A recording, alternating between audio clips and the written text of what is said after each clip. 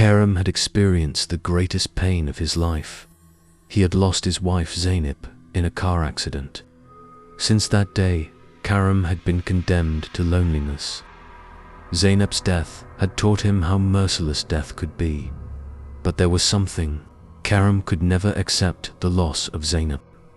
She had been his everything, filling his life with love.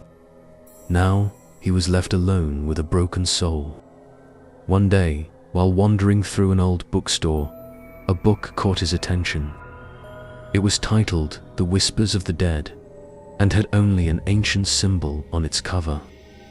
Instinctively, Kerem took the book and brought it home. The book was old, its pages yellowed. However, he couldn't quite understand what was written in it. The book spoke of an ancient spell or ritual, something to do with bringing the dead back. Each page he turned seemed to shift, with the words fading away, replaced by new ones. But there was one thing Kerem noticed. The ritual described in the book offered a way to bring Zeynep back. At first, Kerem hesitated, but to a man broken by death, loneliness, and loss, the book seemed like a beacon of hope. He could be with Zeynep again. They could share a life once more. The next day, Kerem carefully followed the steps described in the book.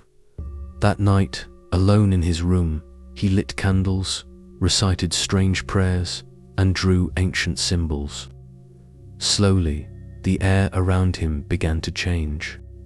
A warmth spread through the room, but then a cold draft swept in, chilling the air. His heart raced as he looked around. Nothing was visible, but something was stirring. Hours passed, and Kerem noticed a change. The room temperature dropped quickly, and the shadows around him began to twist. It was as if something was alive, moving. Suddenly, he heard a voice from the back room. It was the familiar voice of Zeynep. He had heard it so many times over the years, every morning when he woke up. Kerem. Kerem turned around in shock. In the doorway stood the silhouette of Zeynep. Slowly, she walked toward him. Her face, though pale and lifeless, was hauntingly familiar. His heart raced. This couldn't be real. Zeynep was dead, so she shouldn't be here. But as the figure approached, Kerem could feel her warmth, her love, as if it was her. Zeynep's cold hands grasped his, and she whispered, Brought me back, my love. For a moment, Kerem believed this was some kind of miracle. But soon, Zeynep's behavior began to change.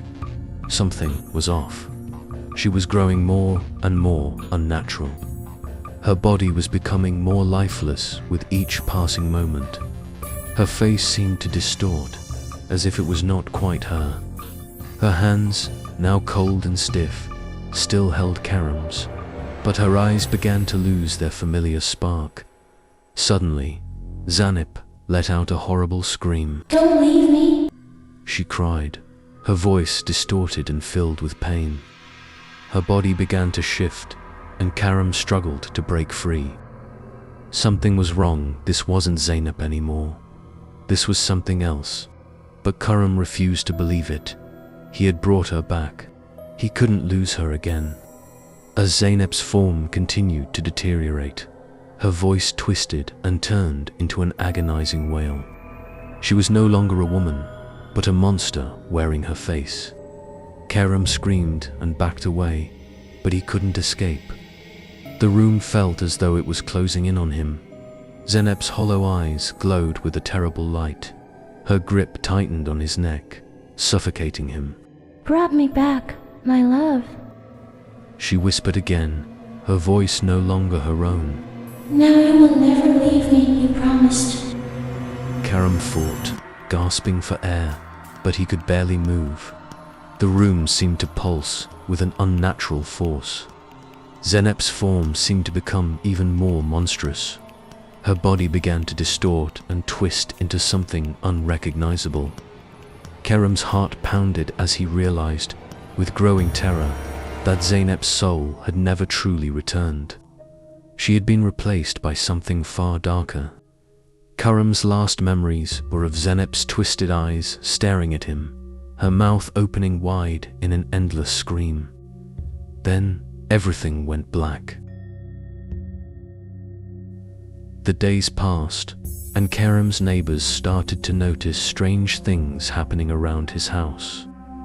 Loud noises, flickering lights, and eerie sounds came from within. No one saw Zeynep again, and Karam was nowhere to be found.